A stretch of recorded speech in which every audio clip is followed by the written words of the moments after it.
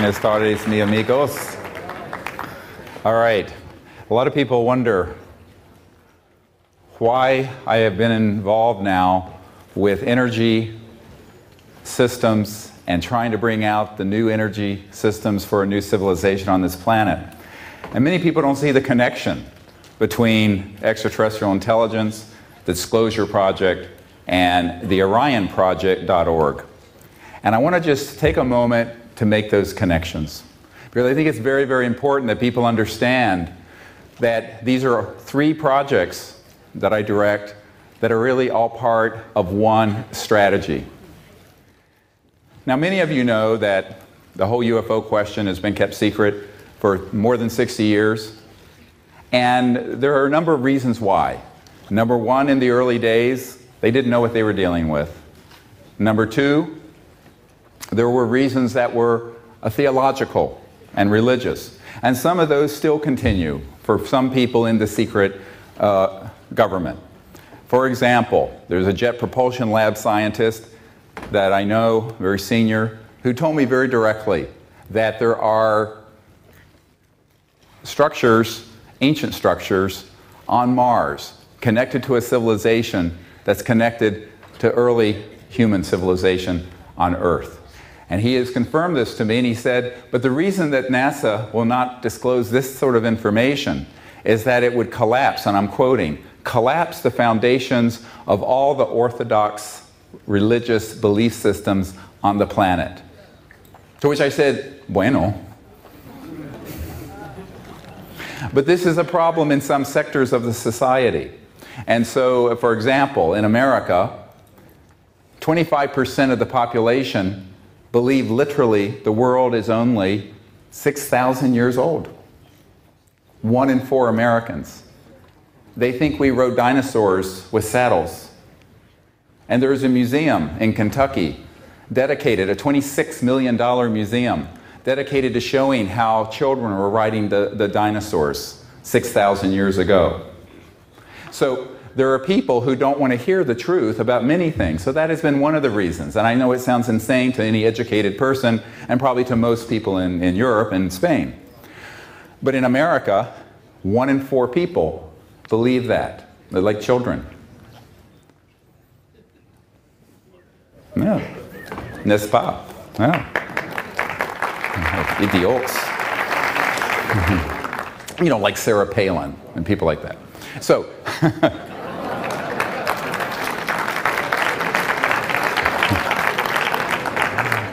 however, there is another reason. If they have been able to keep the UFO matter secret, they can provide a certain amount of information to the public and control it and spin it in a way that will be frightening. And by indoctrinating over a few decades the populace with fear, they hope to create a new enemy to unite the world around a military junta. So fear is the mind killer, and fear is the spirit killer, and this is they're hoping that this sort of midbrain of humans, where we have this fight or flight response, the primitive, muy primitivo, that this will cause people to give up their mind and their heart and their higher spiritual state and succumb to sort of a brave new world of conflict with these beings. And this is what Werner von Braun, who invented the rocket for Adolf Hitler, his spokeswoman for the last 5 years of his life said in this Disclosure Project testimony that this is a long-term plan to hoax a threat from outer space. So that has been another large agenda. And by keeping it secret enough but putting information out in small amounts that they can control, they are trying to do a long-term psychological warfare operation. I have a 1953 CIA document that explicitly talks about the psychological warfare value of this subject in this regard. So there's another reason. Now, the big reason. In 2009, from I would say, 60s until now, the big reason is because if we announce to the world that there are these things that I was showing earlier, flying around, that can be hovering, and then go 20,000 kilometers an hour instantly and make right-hand turns and disappear and reappear 40 miles away. Any scientist with an IQ greater than mud, dirt, is going to say, how are these things doing this? And when that question is asked, it shall be answered. And when it is answered, it means that the energy, propulsion, transportation, all of these technologies will be known. You cannot have a disclosure on the subject that we're being visited and that they've gone through interstellar space at multiples of the speed of light without opening up this other question of how. And since it's been studied, and it can be proven to be studied in reverse engineering programs for at least 60 years, probably longer, that information will come out almost immediately. And when that comes out, guess what? It's a wonderful day for humanity, the 99.999% of us that do not own an oil field or an energy company or a power station. However, remember this little number. There are about, depending on the price of commodities, 400 trillion euros in derivatives, assets and commodities that are traded based on proven oil reserves, coal reserves, natural gas reserves. 400 trillion euros. This is a lot of chump change. This is a lot of walking around money for somebody, yeah. And that kind of money buys you a lot of corruption and a lot of influence. And there's one more thing, more important. The money isn't important. Because the money at that scale, money to me and to you is that, gee, I have a daughter at Yale, I have a daughter at Stanford, can I put them through college? Can I, feed my family while I'm doing this crazy stuff? Not been easy. But here's the question.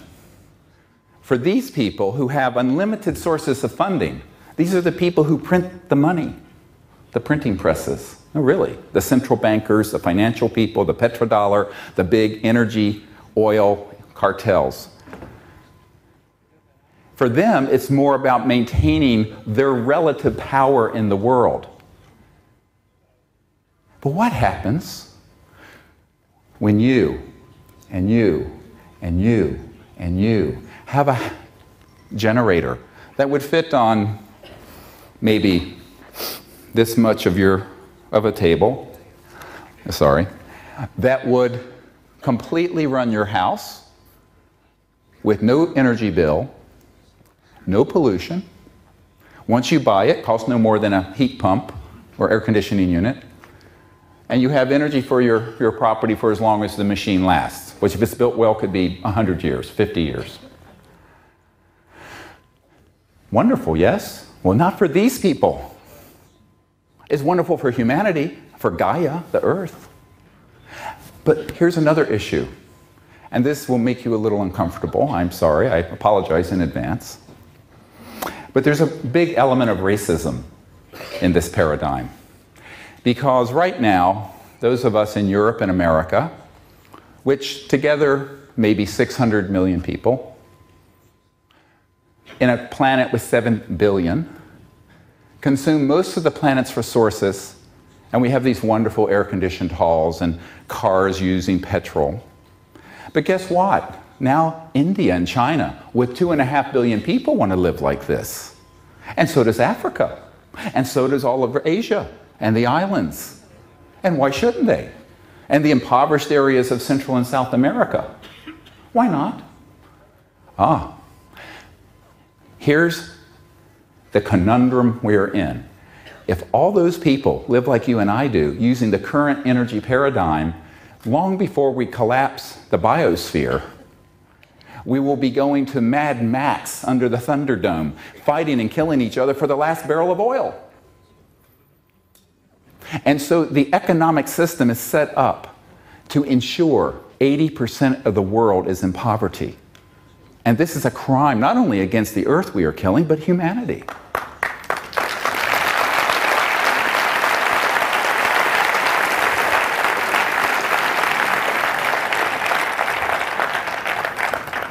So it is an act of compassion to say we must bring out these sciences and technologies, along with the disclosure that we're not alone, and along with what CSETI is doing, cseti.org, which is making diplomatic contact with these visitors to establish a foundation for universal peace, not just world peace.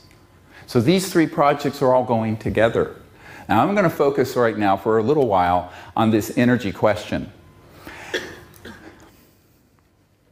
What happens when every village in India and Africa can have such a device as I described? I've seen them operate. There's no question they do exist. We would like to bring one out. If we could do so, we're trying. Anybody who has one, let me know. Who's got the cojones, excuse me, to do it. We'll go the distance if you will. Sorry. I'm very blunt, emergency doctor, Americanos. Now, here's another point, is that if all these villages in Africa and India have this energy system, guess what? Where does geopolitical power come from? Not the number of people in your country. If that were true, China and India would be the most powerful countries in the world, not America and Europe. Geopolitical power comes from your economic and technological prowess. When we democratize these technologies and allow them to be available throughout the world, we will have to put a seat at the geopolitical table for the people of Africa, the people of India, the people of China, the people of Southeast Asia, the people of Central America, the people all around the world. And there are people who don't want to share that power. They like having it for themselves. This is really what the question is a very fundamental issue. Because if you allow these technologies to be known, within one generation, 20 years, the environment will be transformed. We will have a new macroeconomic system. The work week for the average person will fall to about 15 to 20 hours a week. Seriously. Manufacturing would become very inexpensive. And the world, this would be the tide that would lift all ships. But the centralized power system we have, based on super tankers bringing oil and central power plants burning coal or nuclear power or what have you, that system is centralized, but so is the metaphorical or the symbolic power of the geopolitical system. And all of that would change, tilt. It is the biggest change in the history of the human race. And if you added up everything from the mid-1800s with the dawn of the Industrial Revolution to today, Microsoft, computers, lasers, the internal combustion engines, rockets, jets, this disclosure and the bringing forward of these new energy technologies will eclipse all of them added together. It is breathtaking. And when I have sat with people who are very powerful, they say, oh yes. I'll tell you what an admiral said, who was in charge of CONUS, continental United States, C-O-N-U-S. And he said, yes, you're absolutely right. This should come out. It should have never been kept secret. However, my job really has been maintaining the status quo of the world's oil supply and energy supply. It really is. And I don't want to deal with a change this big. I just want to retire and go fishing at my ranch in Wyoming. Now, these people put their pants on one leg at a time. And many of them don't want to take on such a huge issue. And when they have suggested it, then they're threatened. Let me tell you what happened to a former CIA director who really believed we were long past due for the truth. The truth. This is the subtitle of the conference here. Wonderful individual late in life, he kind of came around. You know, I believe all people, no matter, I know you cannot demonize people on this planet or anywhere else. Everyone is educable. Maybe I'm an optimist, but I believe that basically all of us have the spark of goodness within us and we can do the right thing. And so through a lot of work, our group had been able to reach a lot of officials within this majestic entity. And one of them was a former CIA director named Bill Colby. And Bill Colby was getting up there in years. He was old. And he was a member of this group. He had concluded it was time to help us. So he agreed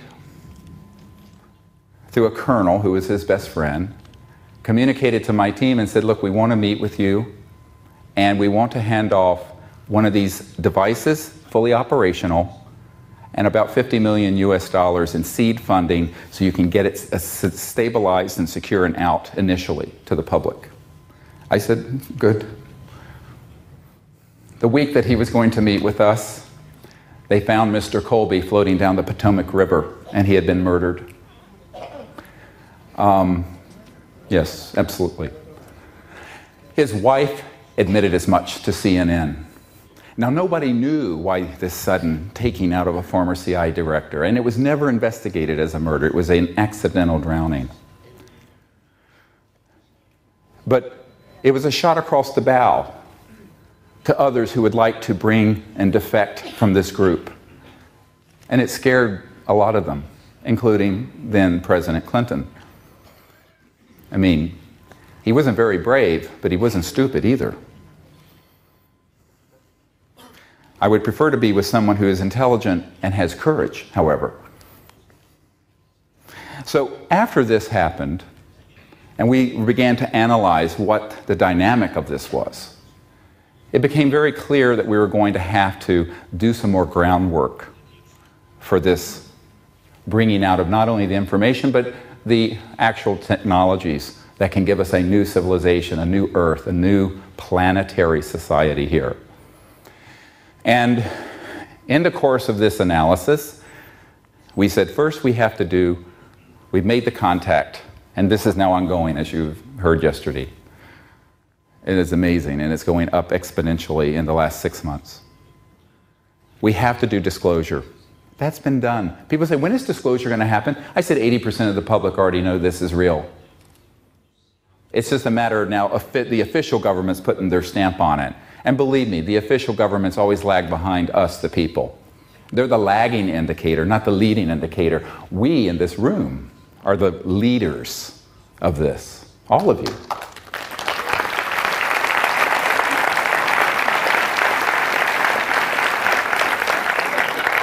And so then I said, well, we have to also lay the foundation for bringing out these new technologies. Now, many people believe, mistakenly, and I was having someone help translate the introductory remarks. Thank you very much for your kind words. But I want to be clear on something. A lot of people think that these technologies have all come from the studying of UFOs that have been shot down or something. This is not true. There has been reverse engineering and study of these sort of technologies, and I know men and women who have worked in those programs.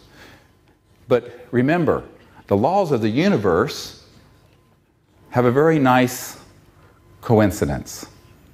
They're universal. And so if they can be developed in Alpha Centauri, or the Pleiades, or any galaxy, they can be developed here.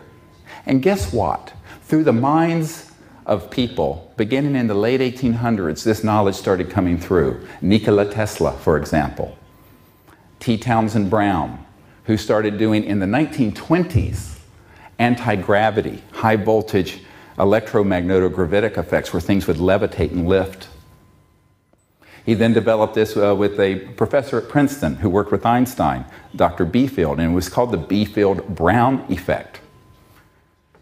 So these things were done independent of any extraterrestrial study of craft. However, when we did finally, tragically, shoot a few of these down, starting back with Roswell and perhaps earlier, using electromagnetic weapon systems, we did study it, and that augmented, that propelled and further provided an augmentation to some science that was already being studied. See, so it's more complex than most people have been presented. I'm trying to give you this background so you understand. Now, eventually, by 1954, and I can give you the month, October 1954, it was decided that all of these technologies, which had begun to be reported openly in the aerospace journals, you can go back to the late 40s and early 50s and read about them, absolutely. They're there. You can find them.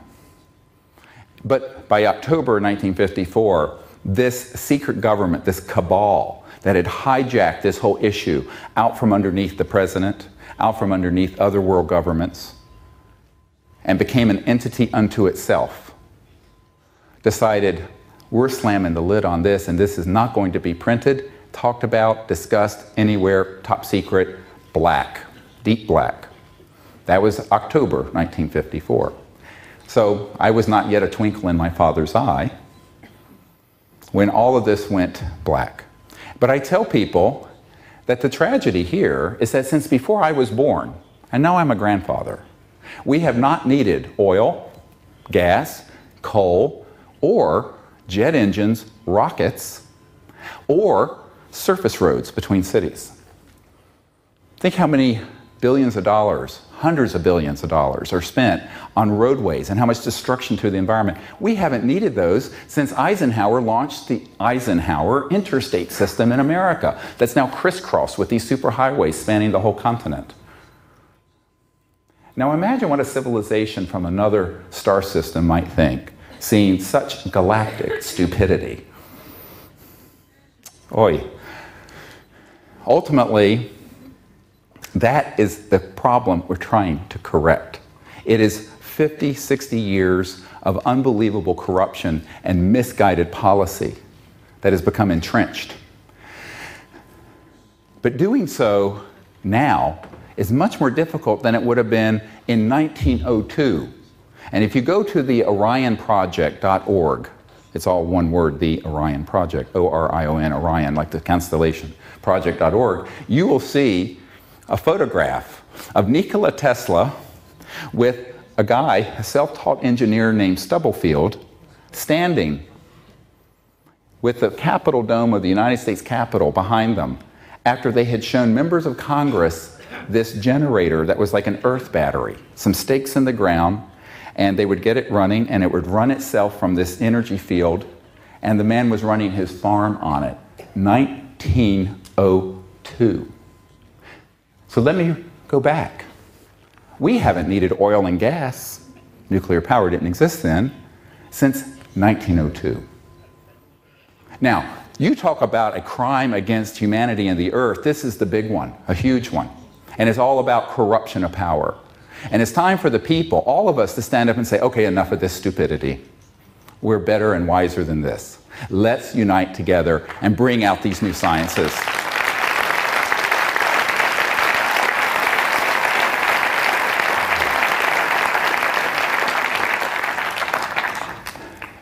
Now, if it were easy, it would have been done in 1902. Nikola Tesla had his technologies suppressed. Westinghouse, J.P. Morgan, the Rockefeller family, they did not want this to be known because it would upset their apple cart in 1902, just like the apple cart would be upset in 2009. But you know what? In 1902, the world had less than 2 billion people. Only a fraction of them had electricity and were using oil and gas. Now we have 7 billion people, and we have 1 billion motor vehicles on the road. So we have become more addicted and more addicted and more addicted and more addicted into this paradigm of a planet-killing system. And that is what we must go past and beyond and leave that behind. Whatever people will say, oh, it would be too disruptive to the economy. What will happen to the petrodollar? How about unemployment in the energy sector? Well, there'll be new jobs. It's like saying we shouldn't bring out a car because people making horse carriages for horses would be out of business. This is ridiculous. That excuse has been used as a false paradigm so that people will stay in line with the power elite that have the power they have. And so we have to say to our leaders and to each other, let's find a way to come together, those who are engineers and scientists, those of us who are leaders in the new energy movement, the public who are concerned about the environment and energy, and those who have the resources financially to do this. Not any one person, certainly not me, can do all this. Let me tell you a little secret about myself. I can't hook up a DVD player. My wife has to do that. I'm such a stupid, unless it's a defibrillator for the heart or a respirator for the lungs, forget about it. I'm an idiot with machines. So don't ask me to build one of these things. I can't hook up my DVD player. My wife does that for me. And I'm really terrible with such things. So we need to combine forces. We need to combine this effort. And when we do, then we're going to need to have the strategic leadership to make the run. It's a huge run for the goal. We have this goal, and that's to get it out to the people quickly. Because anytime one of these technologies surfaces, and there have been many, such as the Stan Meyer car that was running on water, and then he died suddenly, and his work had a national security order slapped on it before he died. And now it's sitting in a warehouse somewhere with a family who really doesn't know what to do with it, and it's a very complicated situation. We've been trying to get them to help let us bring this back out, but it's very difficult, and that may not happen. But the same technology can be done by this gentleman, perhaps, or this gentleman, or this woman. Why not? I don't have that skill set, but someone here might. And here's what will happen if they do, and they can have a discussion with me. And we can do this privately. I'll sign a confidentiality agreement if it's a commercial issue. Is that we will put our entire strategic team behind it, and within weeks to months, it will be seen by billions of people. We will do the largest press conference in history, and we have the people who will get there. And absolutely, if we can test and vet this system so that the scientific certainty is there, it will be disclosed rapidly, long before it's available for sale. Why? Because if you sit on something like this, one of three things are going to happen. Someone's going to come along and offer the group that has it more money than God has to buy them out. This I know because I know people who sold out. Number two, they will be ordered, if they don't sell out, to keep it quiet under threats of all kinds. In the United States, there are over 4,000 patents, because we have someone in the patent office who was there, a witness to this. 4,000 patents on these kinds of technologies that have been falling under the National Secrecy Act. And there's a Title 35, Section 180 and 185 of the title law, patent law in the United States that allows for a national security seizure. And this has been abused by the power elite to keep these things secret once someone tries to get a patent. So that's a whole problem. And then there are the people who have just been flat out killed. Now, I've had plenty of threats directed at me. It doesn't matter. No one's going to stand me down. And as I said yesterday,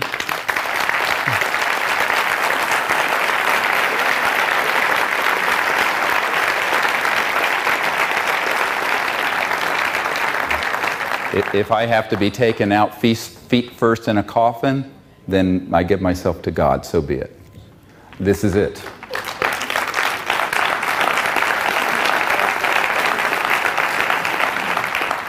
And unless you're willing to make that level of commitment, get off the stage, because I can tell you what's coming at you.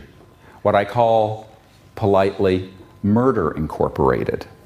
And Murder Incorporated are these consortium of interests that will do anything to keep this information from coming out. Now, This means that there has to be a very well thought through strategic plan to get something from a prototype that would sit on that podium that proves this principle of extracting energy from the 0 point or quantum vacuum flux field. I don't want to get too technical. I'm only a country doctor from Virginia, so I don't pretend to be a physicist. I know enough about it to get myself in trouble, but I can describe how it works.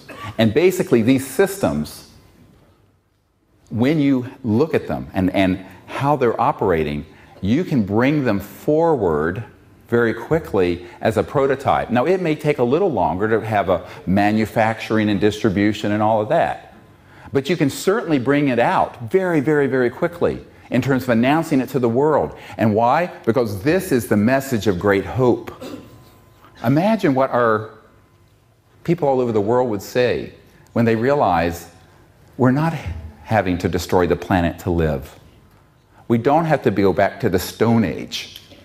We don't have to commit what I call planeticide, the deliberate killing of a planet in order to have lights and air conditioning and run around in cars. This would be such a hopeful event for all of mankind, all of the human race. And our younger generation, people who are my children's age, in their teens and 20s, this would give them a light where when they look into the future right now, they just see catastrophe. So this would be a wonderful event for humanity, but to do that, you've got to have enough people who are the friendlies, I call them, within the power elite who want to see this happen, who have your back. Now we have those. I wouldn't be alive today if I didn't have a whole group of those. It's not easy to talk about this, but this is how it works. And certainly not all of them support what I'm wanting to do, but enough of them do that when we move forward with this information, they're going to say, great, let's do it with you. And we have now over 160 of these people who are very powerful around the world who would say, if you have something like that, we're not going to do it, but we'll quickly fall in line behind you. So that has taken 19 years for me to build that system. And there's a whole 39-page strategic plan that we have where every line on every sheet of paper is a major strategic action point. And this is all ready to roll if we can get our hands on something that works. Now, we have seen more frauds and more crap going around the world looking for this stuff than you can shake a stick at. There's a lot of nonsense out there. But we've seen some of the real things too. The problem is the people who have had those have said, it's too dangerous, I've already had threats, and they don't want to do it. One man whose laboratory we were in had amazing stuff, had a dozen of these sort of devices there, and he said to me, well, I don't mind being a little bit of trouble for this cabal, but I don't want to be a major pain in their ass, because they're going to come after me and they've already threatened me. So what we need to do is find both people who understand the science and are inventors who will go the distance without fear and have the courage to do it.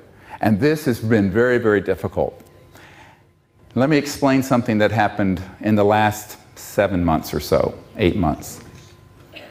And when you hear this, you'll be astonished and you may weep. I wept. We had a man, I have to be very careful about how much information I give about this situation, who was assigned to a very compartmented, classified project. He was a civilian, a brilliant inventor, someone who knew much more than Tesla or Einstein or any of these people. He had worked out down to the mathematical formula all the trans-dimensional technologies up to and including, and I'm going to give you a short list: teleportation, dematerialization, anti-gravity, electromagnetic-gravitic, energy from the vacuum, etc., and so on. And I'm just getting started. This guy is amazing. I've been in his lab. Now the way this works, let me explain this a little bit. Someone like that, had his own company, the intelligence community came in and stamped everything top secret, put it in a vault. He then got pulled in as a contractor to do special projects for these compartmented operations. Over the last 5 years, we had convinced them to set him free and to work with us on these technologies. And there were 5 what they call shepherds. This is the word that's used in the intelligence community, who were his shepherds, who were in charge of this kind of classification or policy. And they all agreed it was time to bring out the first level of what this gentleman could do, which was basically an energy generation device that would run your home, or you could put in your car, and you would never have to touch a drop of oil and ever have an energy bill. Because he had this. I mean, we saw these things. Now, at this point, what happened is we said, all right, has this actually been vetted, evaluated independently? And they said, yes, absolutely. The top Department of Defense laboratory near Washington, D.C., had taken his information and independently, without his assistance, just from his formula and designs and engineering specifications, replicated precisely what he had. And it worked. When they did that, a group of people came in and said, leave this alone and put it in a vault and never let it come out again. I know the chief scientist of this lab, who is a very good friend of mine. So this is a technology that has been built, tested, independently reproduced, on the shelf, ready to go. In November of 2008, this past November, Dr. Bravo and I and Dr. Loader, our science advisor, and our board hosted this gentleman at my home in Virginia. I live in a country house out near Monticello, Thomas Jefferson's home. And he came and we met for several days, and he agreed to build, within 3 months, one of these systems so that we would be able to have this out by this spring to you, the people who need it, the good people of the earth. His intelligent shepherds had said, yes, do it. All of them together. I'd met with them. Within 3 days of his returning to his skiff, which is the term used for an underground electronic eaves-proof place where you cannot get any communications in or out, but it's a highly classified facility, he was reordered out of that facility and dropped into a rat hole in Iraq as a support technician. This, one of the most brilliant scientists on the world today. He called me up and he said, just over and over again, Dr. Greer, just be careful. Dr. Greer, just be careful. Dr. Greer, just be careful.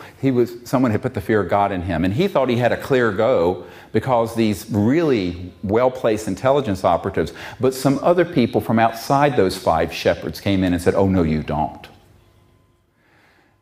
Now, let me tell you what I've asked President Obama to do about this situation. President Obama has received a briefing, a special presidential briefing from me. And if we had time, I would read all of it to you. It'll rock your world. But part of it has a section talking about these energy technologies related to this whole, what I talked about yesterday, WSFM, which is what the CIA calls it, weird science and frickin' magic. And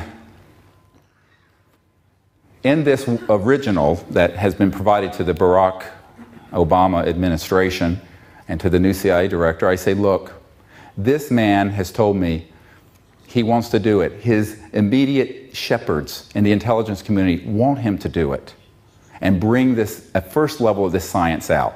Not the anti-gravity stuff, because that does have some defense issues, but the generation of energy. And we need an executive order from the President of the United States to specifically order this man back to this country or to the United States or someplace outside a war zone to work with us in a white world Manhattan project to bring free and new energy to this planet. Yes. We need it.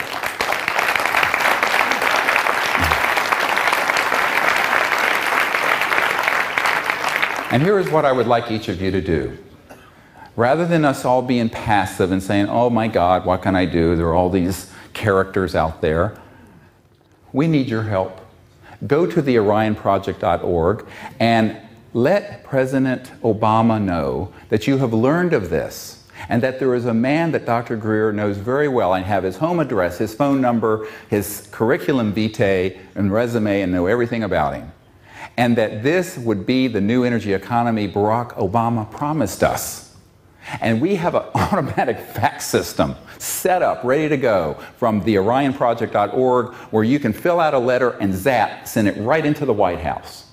All of you, the hundreds of you here, should do it tonight. And then tell all of your friends and all of your family and all your coworkers to do it. And flood the White House email and fax system with this request. Please do it for us.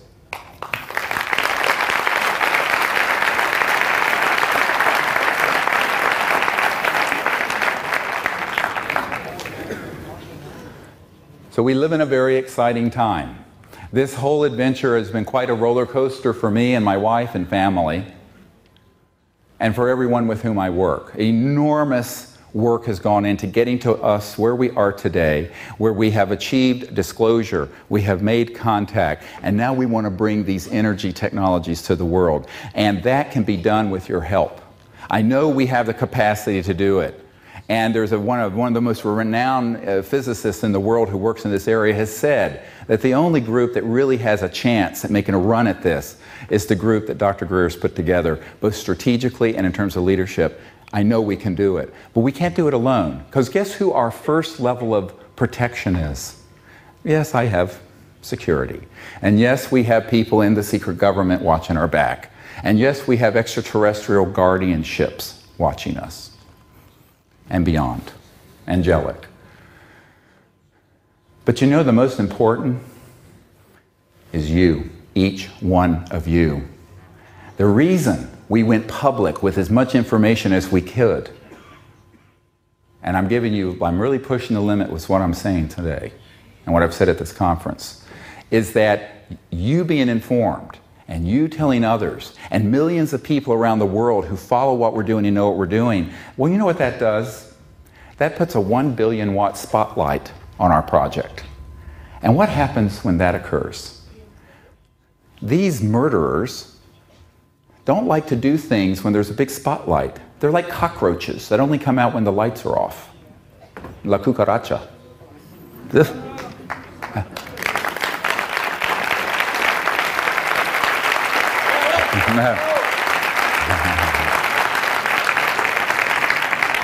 So the light of truth and the light of disclosure and the light of everyone knowing about this and being aware of it has been our first line of protection. And for that I thank you, and I thank Pepon, and I thank the organizers of this conference. You see, this is a symbiotic.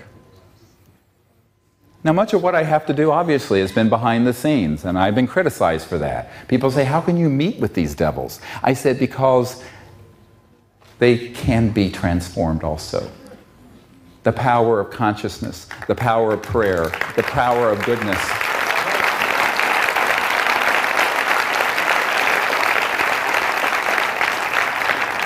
Can you imagine that today, 70% of this cabal would like to see this done?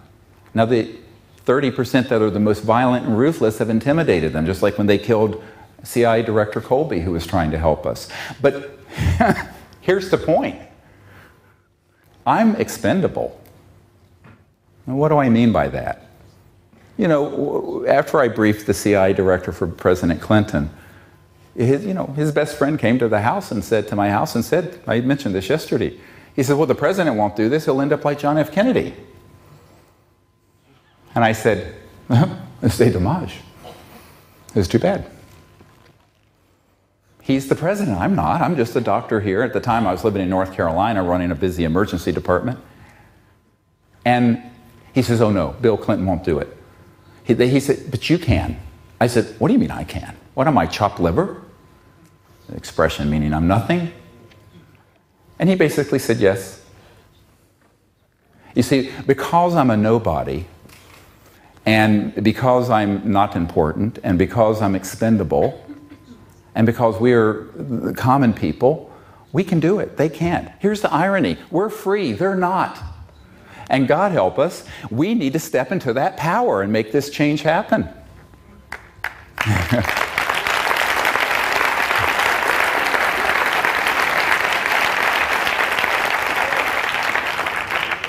Now, I will tell you that there are some areas that are valid national security concerns with these kinds of technologies.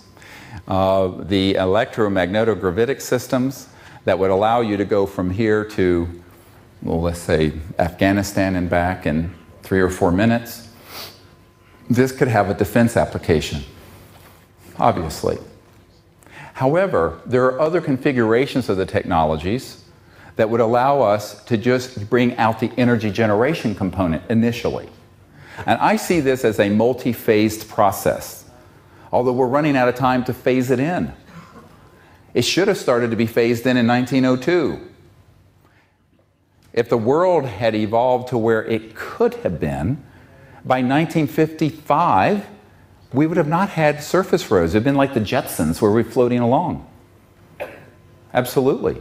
They were fully operational by then. I have photographs from the late 50s and early 60s of what are called alien reproduction vehicles, although it's a bit of a misnomer because they weren't all from studying the ET craft. Some of this was coming along before we began to study the ET craft. And these vehicles were fully operational by then.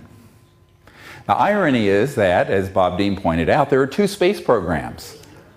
The space program we know about and the space program that's secret. Absolutely. Now, my uncle worked in the space program we know about because he worked on the lunar module. But you hear things, you learn things when you're at that level of aerospace engineering at Northrop Grumman. But I think that the critical point here is that a lot of people say, let's let everything out all at once. And I tell you, I can only do so much. I'm not as young as I used to be. And the other point is, I think we need to walk straight, perhaps before we levitate.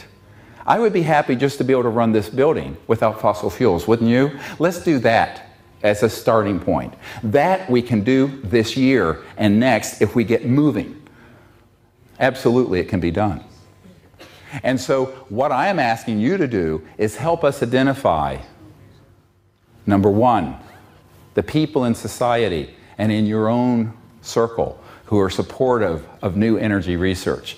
Number 2, if anyone here knows of an inventor or an engineer who actually can do this or has done it, that has something ready to be evaluated and will cooperate with a very fast-moving strategic plan to move it out, they need to get hold of me immediately. And number 3, if anyone here knows of some people who can provide the startup funding that's clean, not corrupt money, clean money. I've turned away tens of millions of dollars because I knew it was dirty. I'm being modest. I turned away $2 billion. Did I tell you this story?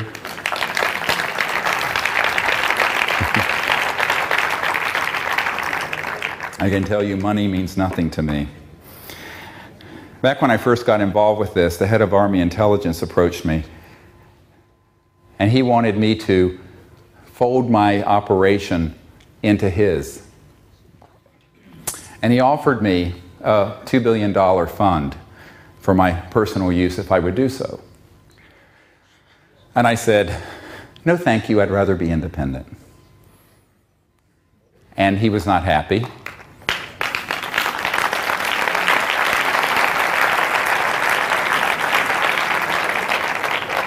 He then went to my wife. Now you have to understand, my wife is this sort of earth mother, Ivy League educated, but very down to earth, epitomizes noblesse oblige.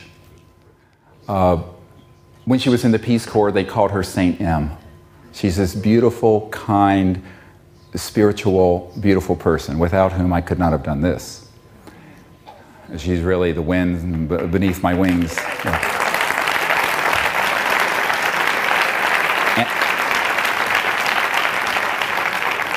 And in 4 weeks, we celebrate our 30th anniversary. So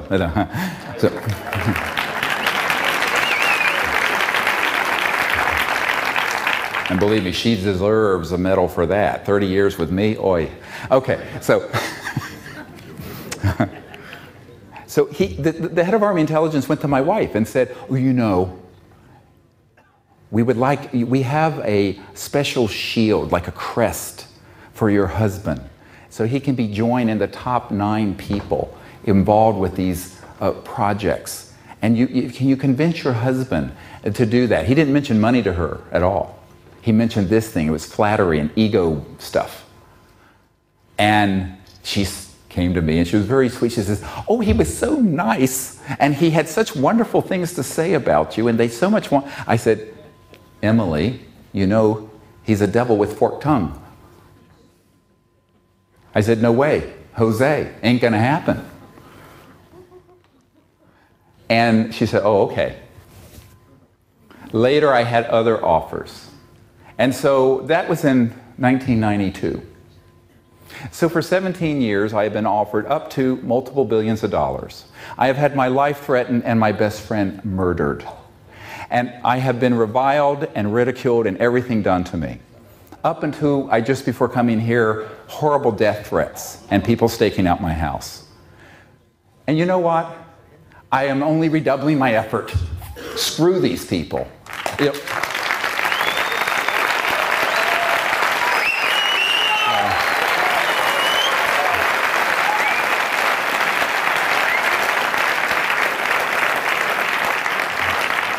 Because this I will promise you, as soon as we find one of these systems, energy systems, that is legitimate, can be independently verified and reproduced, that's the sine qua non of science, reproducibility, and is ready for prime time, we will come out with it.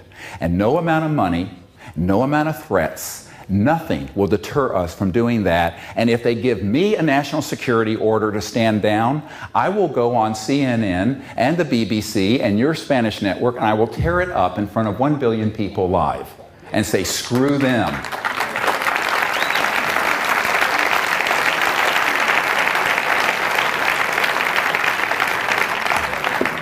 Because here's a little simple legal fact. And those of you who, I'm getting riled up here, sorry. This is how I am, very passionate. I'm nice until I'm not nice, and then it's kind of hell on wheels. But these people are the rogues. Not us. We're not the rogues. We're the good people of the earth wanting to create a better world for our children and our children's children's children. Going into the future, 500,000 years. Can you hear the children calling you? They're waiting. They're waiting in a cosmic waiting room coming to this planet. You can see it. You can feel it. This is our sacred obligation. And so I have to say this because many people have said, how can you put these sort of documents out on the street and in books? How could you bring out 110 people with top secret SCI, Special Compartment and Intelligence Security clearances, and bring their testimony out to 1 billion people, which we have done? Here's what we did. In 1998, 11 years ago, after we determined that the President of the United States, multiple of them, had been denied access to these projects, that at least one of them had been murdered over this issue. I have a document to this effect. And I know 2 of the people who set up the logistics who killed Jack Kennedy. I know them personally. They're old guys now. That they have lied to the Senate Intelligence Committee. They have deceived your government, the European Union, and even high officials in the United Kingdom and in the British royal family that I have connections to. In addition, you have people like Lord Hill Norton who came out publicly with the Disclosure Project material, as you have seen. And he said to me, I was sitting at his house in Hampshire, in England, and he was sitting here and I'm sitting here, and he was a very short man. Well, most people are short compared to me, but he was about 5'2", had steely blue eyes, and he was a 5-star admiral, and very feisty. And what happened is that as we were sitting there, and he was really wanting me to tell him everything I had been sharing with President Clinton and all these people, he eventually said to me, and it was very typical of what I've heard from many of these officials. He said, you know, I was head of the Ministry of Defense for Great Britain. I am a 5-star admiral, what they used to call a Sea Lord in England. And I used to be head of the military committee for NATO. And they never told me about any of these things. And he asked me, why? And por qué? Why did I be left out of this? And I said, my friend, you're in the same boat as the CIA director I met with and the president. I said, unless you've been brought up through the system, they don't tell you. So it doesn't matter what your rank is or position. It's whether you came up through the system and they tested you for whether you will go with the agenda of secrecy and destruction and warfare. And then they will put you any information you want. Little by little by little, they'll give you little bits until you violate their trust, and then they'll either kill you or kick you out of the program. But you were assessed. The first thing they do with someone like you is a soul biopsy.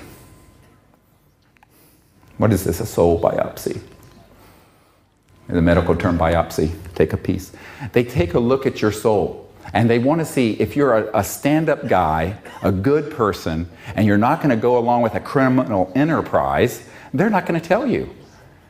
Because if they did, they'd have to do to you what they did to Lord Mountbatten, and what they did to John F. Kennedy, and what they did to Bill Colby. They would have killed you. So they protected you by keeping you out of the loop. Because you would not go along with that agenda, would you? He says, you're bloody right, I wouldn't, not for one damn minute. I said, well, that's why they didn't tell you. Now, after I'd gone all over the world and met with people like this, we made an assessment that these programs were illegal, unconstitutional in every country, a priori. They could not use the law to protect themselves.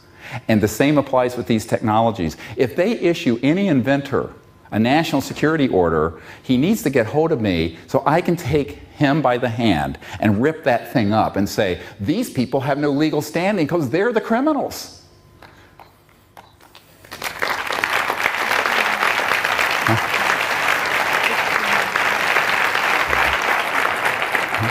Now, this is basic constitutional law and basic law. You can't break the law and have a criminal enterprise and then say, oh, I'm going to use the law to protect myself and to hide things. They cannot have it both ways. And therefore, we're on the side of the angels. We're on the side of the law. And so we should go forward with that certainty, not thinking that it's easy, not thinking that it is without risk. Is anything wonderful and great done on this planet without some risk and some effort? This is Earth, not Haranialoka or some astral heaven. This is it takes work to do this.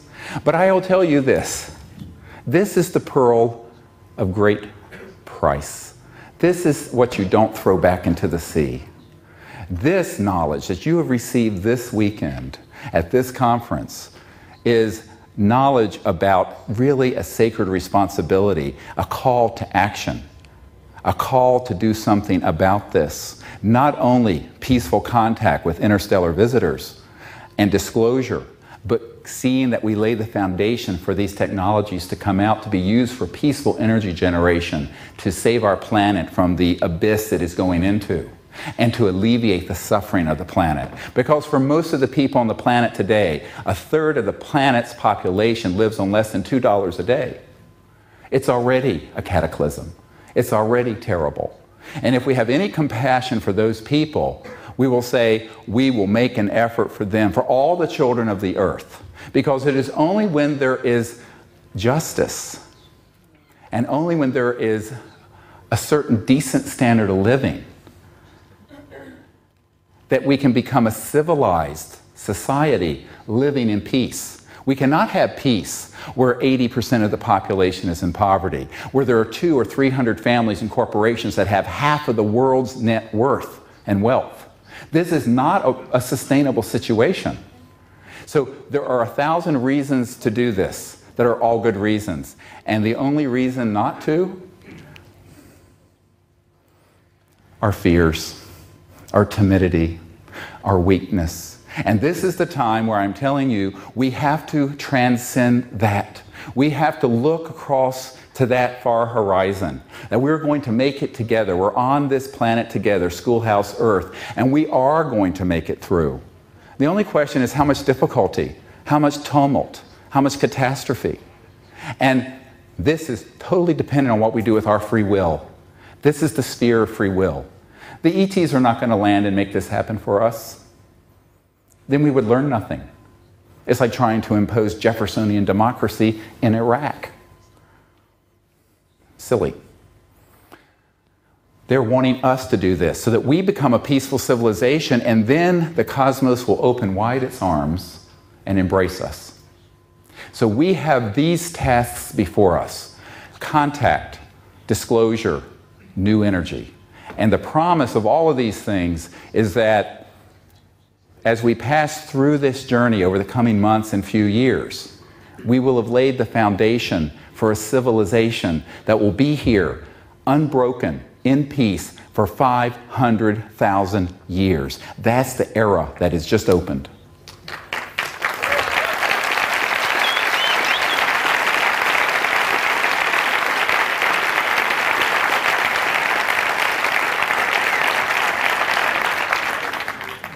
And that's the vision we should share from heart to heart with our loved ones and our co-workers and the President of Spain and your parliament.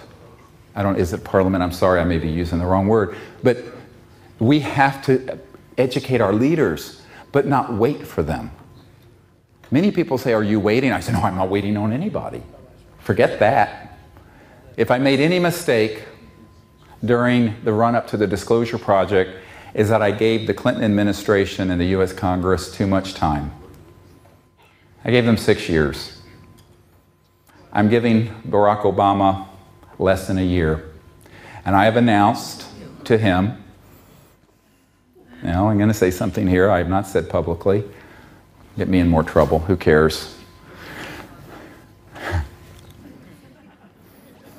If within a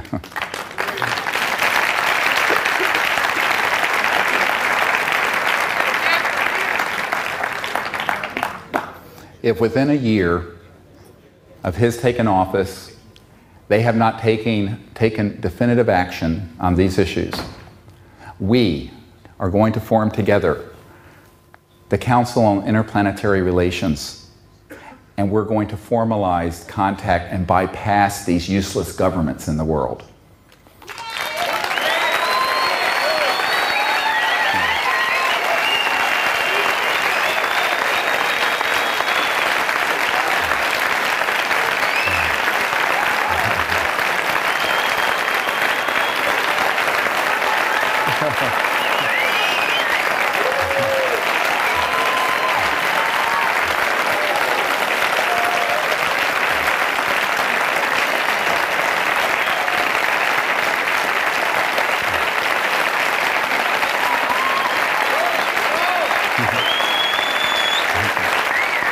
Thank you.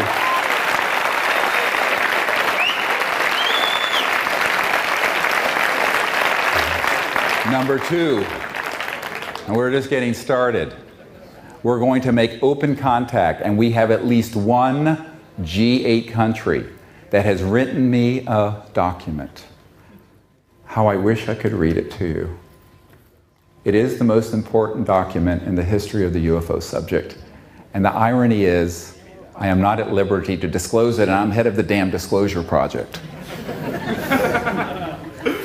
This is a gentleman's agreement, because it's a delicate negotiation. But in this document, imagine this coming from the most senior ranks of a major government in the world. They have said, we wish to go on a long-term journey together to make contact with these extraterrestrial civilizations. Will you work with us? And I said yes. So we have at least one major government who wants to do it. And you know what? If Obama doesn't get on board, he's going to be left behind in the dust of history. Just that simple.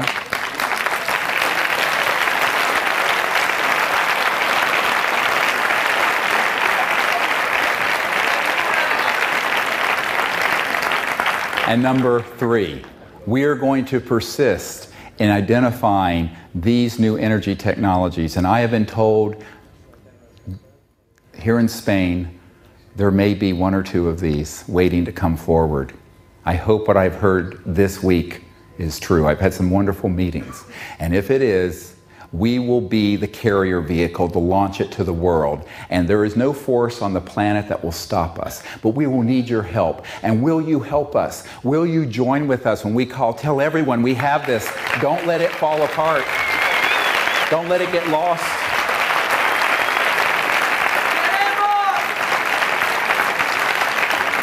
Because we stand on the edge of eternity. A time where this planet will become one of the great jewels in the diadem of the cosmos, a place of peace, a place of abundance, a place of enlightenment. And we, all of us, and our children that are coming behind us from the other side, we will become ambassadors in the future to other worlds that have come this way and are coming the way we have come. And so the cycle of life continues in the universe, and we are all part of that. Thank you for joining me. God bless you.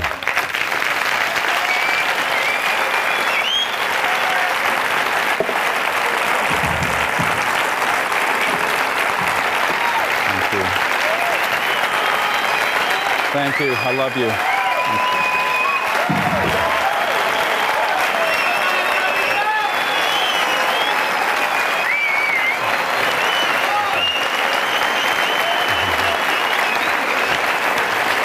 Good job. Thank you. Thank you. Thank you.